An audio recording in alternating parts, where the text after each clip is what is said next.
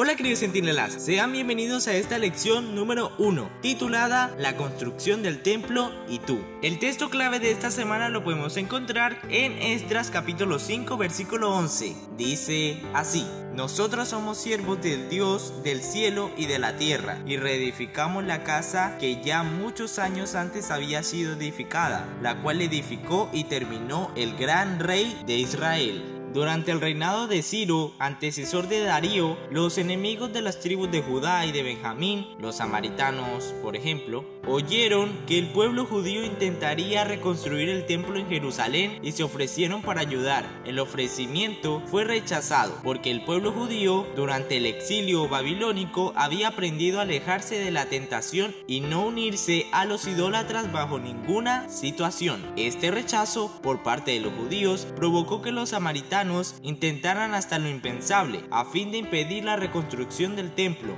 lo que culminó en la paralización de las obras, hasta que Darío ordenó que fueran reiniciadas. Además de autorizar y apoyar la reconstrucción del templo, Darío también les proporcionó dinero del tesoro real para que pudieran financiar el costo total del proyecto. Todos los animales necesarios para los sacrificios fueran ofrecidos nuevamente, como también los objetos que los sacerdotes necesitarían para llevar a cabo los rituales ceremoniales del templo. La reconstrucción del templo ilustra claramente el sentido de identidad que la iglesia necesita tener al realizar sus proyectos, la unidad que necesita mantener entre los hermanos y la importancia de la administración sabia y eficaz del tiempo y de los recursos. Los textos para el estudio de esta semana enfatizan el esfuerzo del pueblo de Dios por obedecer a su liderazgo en la reconstrucción del templo en Jerusalén. Después de haber comenzado la reconstrucción del templo con gran energía, los judíos de la época de Ciro perdieron el entusiasmo al enfrentar la oposición de los enemigos. El texto clave de la lección de esta semana, que se encuentra en Esdras capítulo 5 versículo 11, resultará importante que entiendas el contexto de la respuesta de Dios de los líderes judíos a los oficiales del rey. Los samaritanos, al sentirse celosos por no haberles permitido participar en la reconstrucción del templo, comenzaron a colocar obstáculos en el camino de los judíos. Todo indicaba que los enemigos sospechaban que los judíos no tenían autorización para emprender la obra de la reconstrucción. En una ocasión en que los oficiales del reino medo-persa estaban visitando Jerusalén, quisieron saber quién había autorizado a los judíos para reconstruir el templo. El pueblo de Dios ya había pasado por un periodo de crisis y había entendido la necesidad y la urgencia de colocar los planes divinos en primer lugar, a fin de que estuvieran listos para recibir sus bendiciones. Al ser cuestionados, los líderes respondieron que solamente eran los siervos del Dios de los cielos y de la tierra que únicamente estaban siguiendo su dirección al reconstruir el templo que había sido comenzado y terminado por Salomón, un gran rey de Israel. El libro Los Ungidos, página 213, dice esto: si los judíos no hubiesen confiado en la dirección de Dios, esta averiguación podría haberle resultado desastrosa. La respuesta que recibieron los funcionarios fue tan prudente que decidieron escribir una carta a Darío Histaspes, quien reinaba entonces en Medo-Persia, para recordarle el decreto original que diera Ciro al ordenar que la casa de Dios en Jerusalén fuese reedificada y que los gastos que entrañara fuesen cubiertos por la tesorería del rey. ¿Hasta dónde estás dispuesto hoy a seguir las órdenes de Dios? ¿Cómo te comportas cuando sabes lo que tienes que hacer, pero los obstáculos parecen demasiado grandes para ser superados? ¿Te consideras un verdadero siervo de Dios? Y entramos al espacio de los datos curiosos de la lección número 1, para ver si lo sabías o no.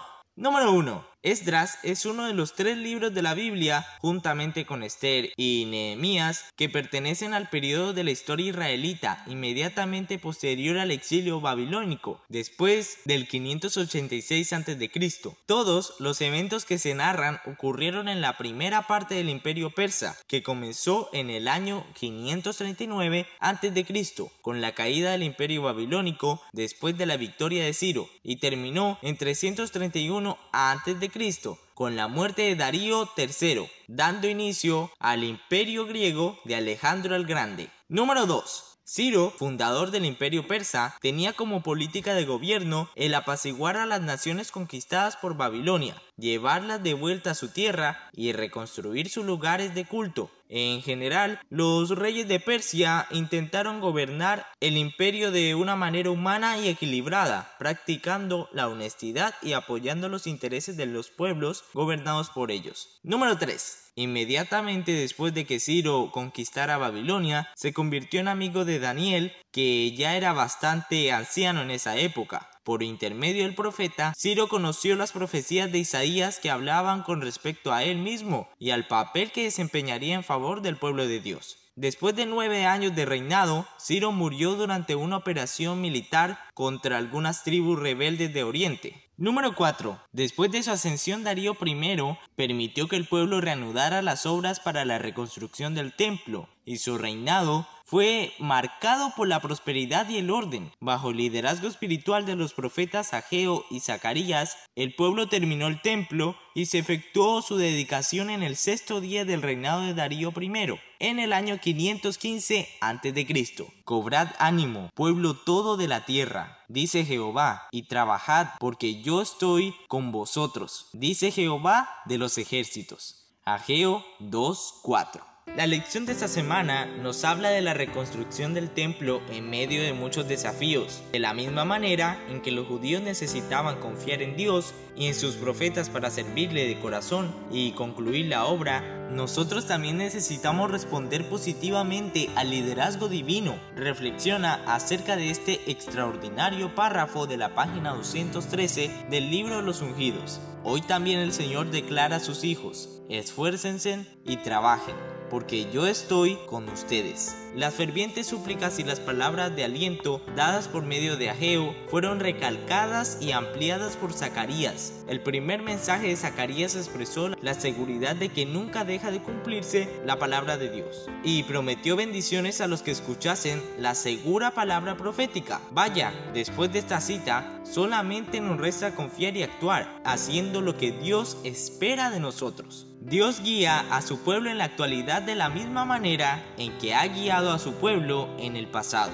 Hasta nos dio una profecía moderna para ayudarnos en estos últimos tiempos. Aunque no seamos literalmente constructores de templos, tenemos responsabilidades que exigen nuestra sumisión total a la dirección de Dios, la administración de nuestro tiempo y de nuestros recursos en una unidad de propósito. Estos elementos nos ayudarán a mantenernos en el camino correcto, rumbo a la tierra prometida, para vivir para siempre con Dios. Nuestra identidad como pueblo remanente de Dios en los últimos días, que permanecerá firme a su lado aun cuando se enfrente con situaciones peligrosas, será vista con más claridad a medida que nos vayamos aproximando al día de su venida. Nuestra identidad está siendo moldeada en la actualidad mediante cuestiones grandes y pequeñas. Mientras vivamos en sumisión a Dios y a sus preceptos, que vivamos como verdaderos representantes del pueblo de Dios los 7 días de la semana, y nunca dejemos de hablar